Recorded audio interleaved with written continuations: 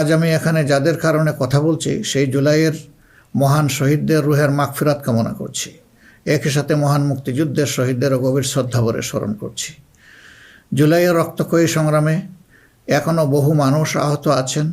আমি তাদের দ্রুত আরোগ্য ও সুস্থতা কামনা করছি। জুলাই হয়েছিল কারণ আমাদের দেশ আমরা একত্রিত হয়েছিলাম। জুলাইতে রাস্তায় নেমেছিল আমাদের তরুণরা, রাস্তায় নেমেছিল আমাদের প্রিয় মা বোনেরা, নারীরা, রাস্তায় নেমেছিল শ্রমিক, কৃষক, সর্বস্তরের ভাইয়েরা এবং সকল মেহনতি মানুষেরা।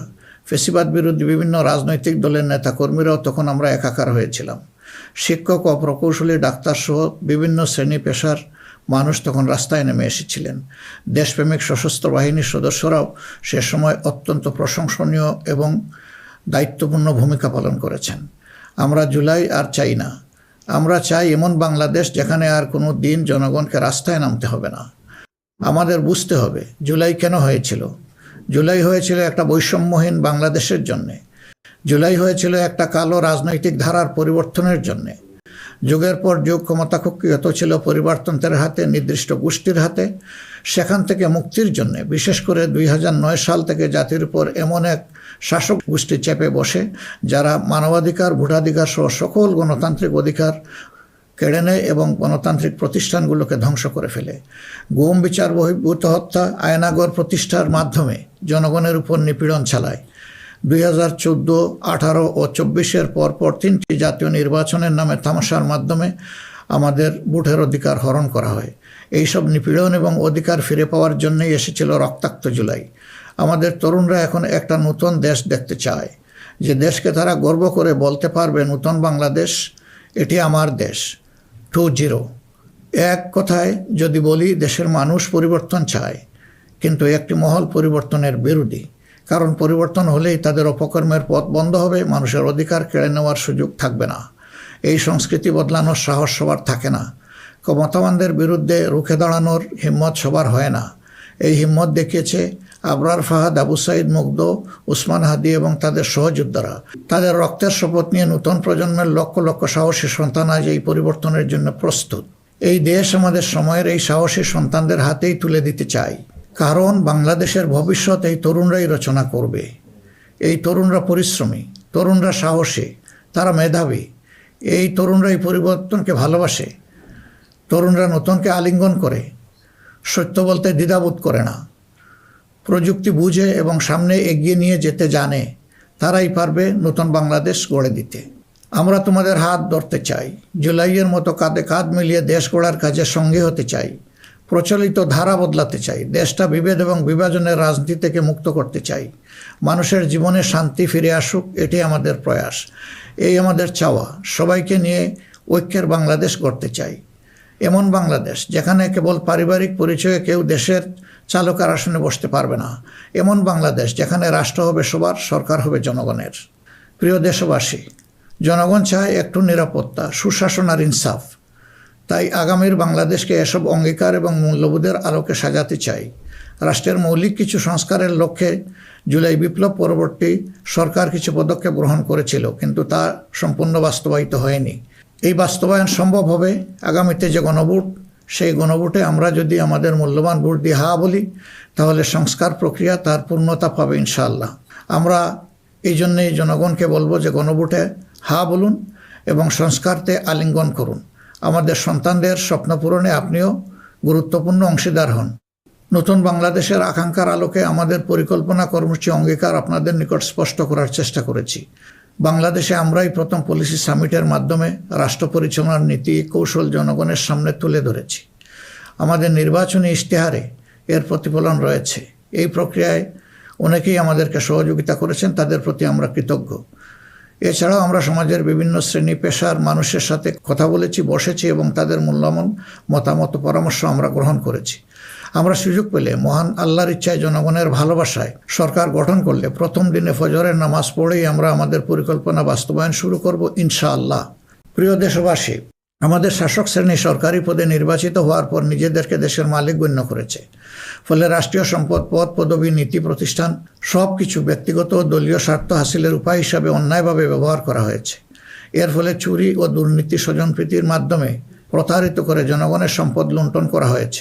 উন্নয়ন প্রকল্প ব্যক্তিগত দলীয় লুণ্ঠনের সিঁড়ি হিসেবে ব্যবহৃত হয়েছে। এই ব্যবস্থার অবসান ঘটানোই আমাদের প্রধান লক্ষ্য।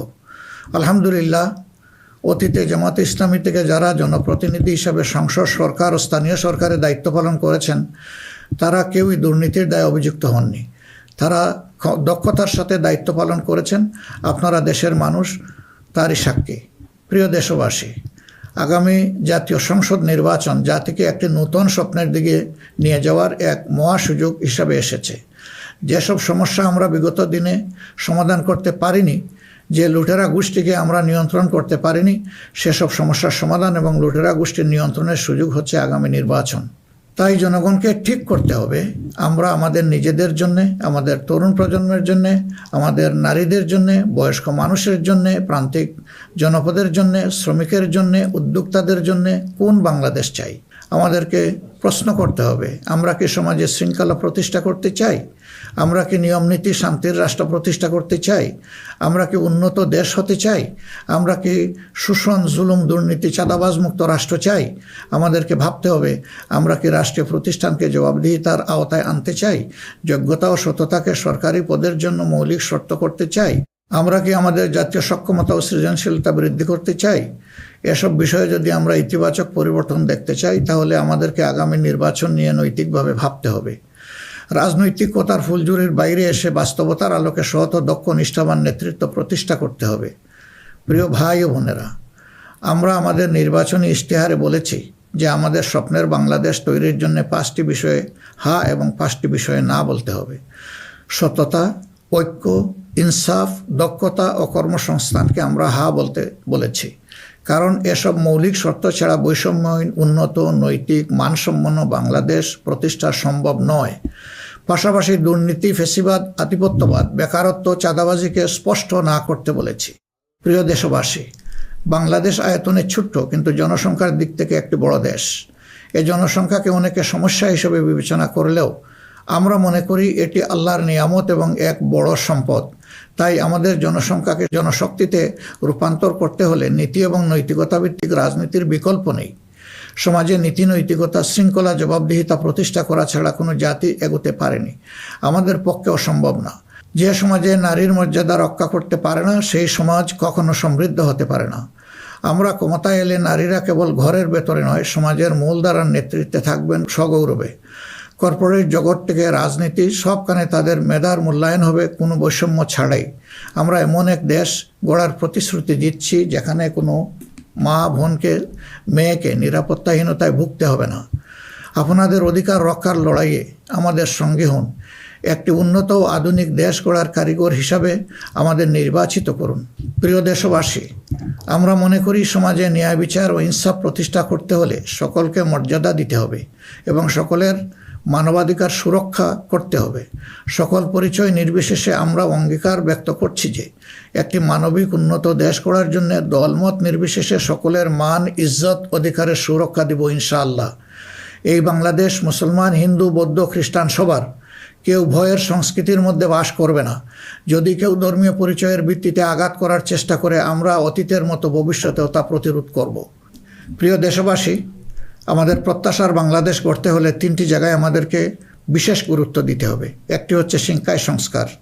শিক্ষা হতে হবে নৈতিকতা ভিত্তিক এবং সেটা হতে হবে টেক বেসড। এখনকার দুনিয়া সারাই প্রযুক্তিভিত্তিক শিক্ষার উপর নির্ভরশীল। আমরা সেই শিক্ষা থেকে বঞ্চিত। আমাদের সন্তানদের হাতকে আমরা দক্ষ কারিগরের হাত হিসেবে গড়ে তুলতে চাই এবং তাদের হাতে হাতে আমরা কাজ দিতে চাই। আমরা কোনো বেকার ভাতা তাদেরকে তুলে দিতে চাই না। দ্বিতীয় জায়গাটা হচ্ছে বিচারাঙ্গন। ন্যায় বিচার সমাজের প্রতিষ্ঠা হলেই কেবল আমরা আমাদের প্রত্যাশার বাংলাদেশ গড়তে পারবো। অন্যথায় দুঃশাসন এবং দুর্নীতির কণ্ঠ রোধ করা মোটেই সম্ভব হবে না। অতএব বিচার বিভাগকে আমূল ঢেলে সাজাতে হবে। সেখানে অবশ্যই সৎ, দক্ষ এবং কমিটেড যে সমস্ত লোকেরা আছেন তাদেরকেই বিচারের আসনে বসাতে হবে।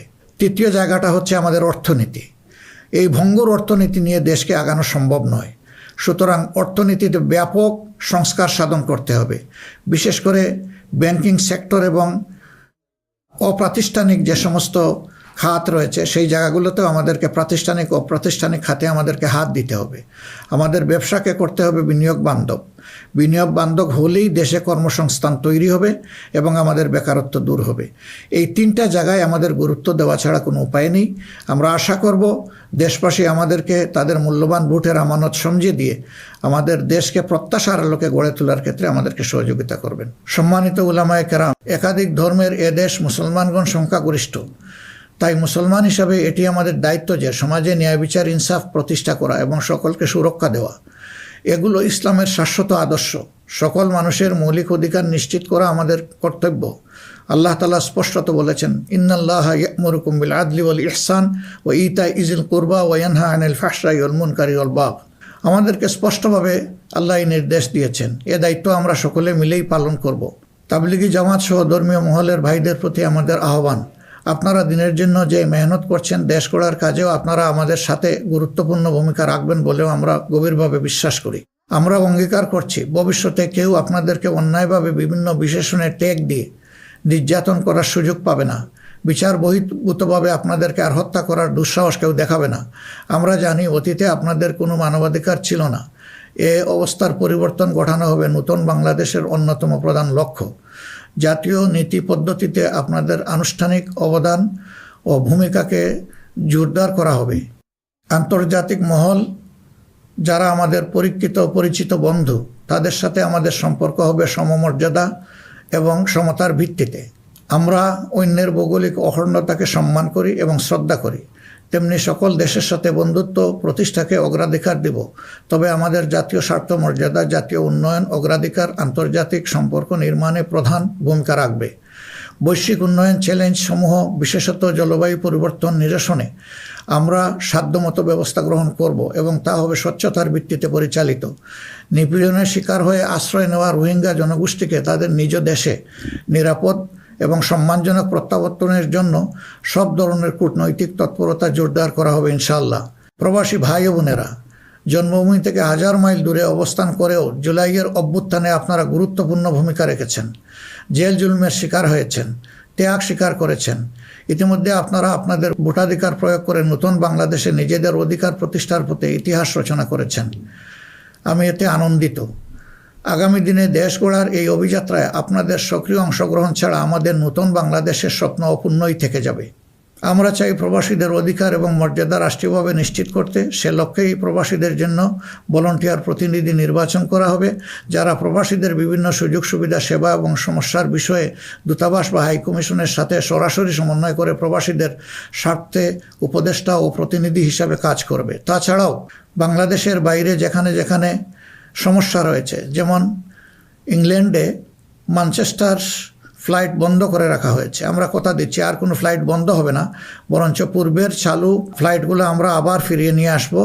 নিউ ইয়র্কে নতুন করে বাংলাদেশ ফ্লাইট ইনশাল্লাহ চালু হবে। এরকম দুনিয়ার যে যে জায়গায় এই ফ্লাইটগুলো চালু হওয়া দরকার তা আমরা নিশ্চিত করার ব্যাপারে বদ্ধপরিকর।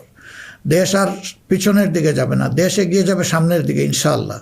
প্রবাসী ভাইয়েরা যখন বিদেশে মৃত্যুবরণ করেন তখন অত্যন্ত অসহায় অবস্থা তাদের লাশ উপেক্ষিত হয়। আমরা কথা দিচ্ছি যারা আমাদের রিমিটেন্স যোদ্ধা তারা আমাদের গর্বের ধন।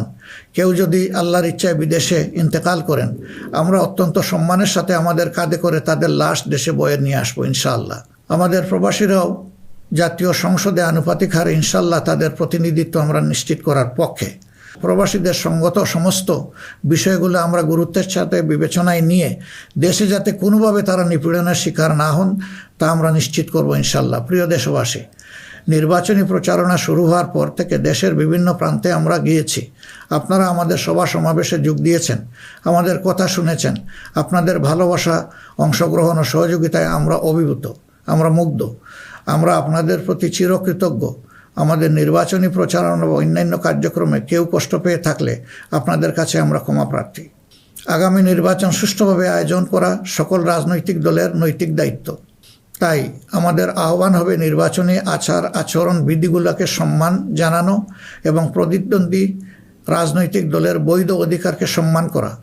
সুষ্ঠু নির্বাচন আয়োজনের মাধ্যমে রাজনৈতিক স্থিতিশীলতা নিশ্চিত করা হবে আমাদের রাজনৈতিক অঙ্গীকার। প্রশাসন ও আইন শৃঙ্খলা রক্ষাকারী বাহিনীর সদস্যরা নিরাপত্তার দায়িত্ব তারা পালন করেছেন অত্যন্ত নিষ্ঠার সাথে। আমাদের সাংবাদিক ভাই এবং বোনেরাও অনেক কষ্ট করে আমাদের বিভিন্ন অনুষ্ঠান কভার করেছেন। আপনাদের প্রতি গভীরভাবে আমরা কৃতজ্ঞ। আপনাদের ঋণ শোধ করতে পারবো না। আপনারা ভালো থাকবেন। আমাদের দলের বিভিন্ন পর্যায়ে নেতাকর্মী, শুভাকাঙ্ক্ষী এবং নির্বাচনী জোটের নেতৃবৃন্দ কর্মীগণ নিরলস পরিশ্রম করে যাচ্ছেন, আর্থিক ত্যাগ করেছেন। শেরপুরে আমার ভাই রেজাউল করিম প্রতিপক্ষের নির্মম আঘাতে শাহাদত বরণ করেছেন। আল্লাহ রাব্বুল আলামিন তার এই ত্যাগকে কবুল করুন এবং তাকে শহীদ হিসাবে কবুল করুন। আমাদের ভাই জনাব মোহাম্মদ নুরুজ্জামান বাদল, যিনি শেরপুর 3 আসনের প্রার্থী ছিলেন, তিনি ইন্তেকাল করেছেন। আল্লাহ তাকে উত্তম পুরস্কার দিন এবং জান্নাত নসিব করুন। প্রিয় দেশবাসী, আমরা আন্তরিকভাবে বিশ্বাস করি যে রাষ্ট্রীয় দায়িত্ব হচ্ছে আমানত। রাষ্ট্রীয় দায়িত্ব কোনো উপভোগের বিষয় নয়। সর্বাবস্থায় আমরা স্মরণে রাখব আমরা প্রত্যেকে দায়িত্বশীল এবং আমাদের দায়িত্বের ব্যাপারে জিজ্ঞাসাবাদ করা হবে। আমরা হযরতে ওমরের সেই বিখ্যাত উক্তি ও দায়িত্বশীলতা মনে রাখব যে ফুরাত তীরে একটি কুকুর না খেয়ে যদি মরে তাহলে তার জন্যও তাকে জবাবদিহি করতে হবে। আল্লাহর নির্দেশ অনুসারে আমরা ন্যায় বিচার প্রতিষ্ঠায় অঙ্গীকারবদ্ধ থাকব ইনশাআল্লাহ। আশা করি আপনারা আমাদের অঙ্গীকার ও স্বপ্নকে বিশ্বাস করে জাতীয় সংসদ নির্বাচনে আমাদের প্রতি সমর্থন জানাবেন। আগামী 12 ফেব্রুয়ারি তারিখে জামাতে ইসলামের প্রার্থীদেরকে দাঁড়িপাল্লা মার্কায় এবং যেসব অঞ্চলে 11 দলীয় অপর প্রার্থী রয়েছেন তাদেরকে আপনারা আপনাদের এলাকায় ইনশাআল্লাহ মূল্যবান ভোট দিয়ে নির্বাচিত করবেন। এই আকুল আবেদন আপনাদের সকলের প্রতি রাখলাম। আল্লাহ পরিবর্তনের এক মহা সুযোগ আমাদেরকে এনে দিয়েছেন। আসুন সেটা কাজে লাগাই। বিগত দিনের রাজনীতি পরিহার করি, একটি নতুন বাংলাদেশ তৈরি করি যেখানে সবাই মান, ইজ্জত ও মর্যাদা নিয়ে বাস করবে। আমরা আমাদের তরুণ সমাজকে সমাজের ককপিটে বসিয়ে দিতে চাই। বাংলাদেশ নামের উড়োজাহাজটি তারাই চালাবে, তারাই হবে ক্যাপ্টেন, তারাই হবে এটার পাইলট। আমরা গিয়ে বসবো প্যাসেঞ্জার সিটে।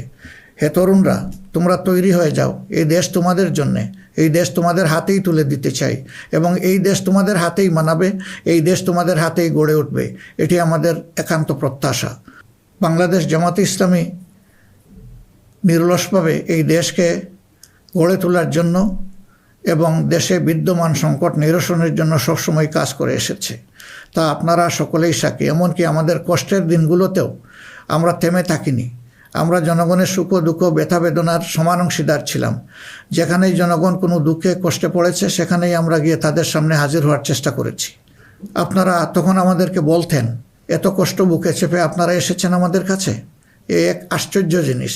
না, এটা আপনাদের কাছে আশ্চর্য হলেও আমাদের কাছে ছিল এটি আমাদের পবিত্র কর্তব্য এবং দায়িত্ব। কোনো বাধাই আমাদেরকে সেদিন টেকিয়ে রাখতে পারেনি। ইনশাআল্লাহ আগামীতেও কোনো বাধা আমাদেরকে টেকিয়ে রাখতে পারবে না। আমরা আমাদের প্রিয় জনগণের এবং আমরা বিশ্বাস করি আমাদের জনগণ আমাদেরকে ভালোবাসে। জনগণের এই ভালোবাসায় আমরা অভিভূত এবং আমরা পূর্ণ আস্থা রাখি আমাদের জনগণের রায়ের প্রতি।